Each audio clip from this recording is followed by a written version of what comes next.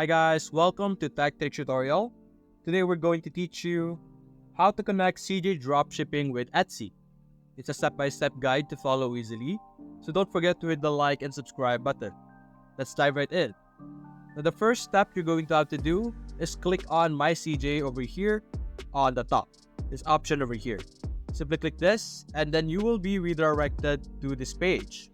In this page, this is where we will be able to manage everything related to our store. Now let's move this pop-ups for now. Over here on the left side, we're going to zoom in. When you scroll down, you will be able to see the option Store Authorization.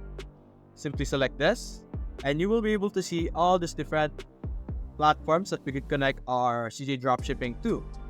And you're going to see that there's an option Etsy over here.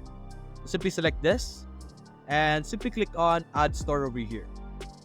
After that, you will be redirected to Etsy wherein you are required to log in and simply follow the steps after this, and then you will be able to connect both Etsy and CJ Dropshipping together. And that's it. Hope you enjoyed the video. Please leave a like and subscribe. Thanks for watching.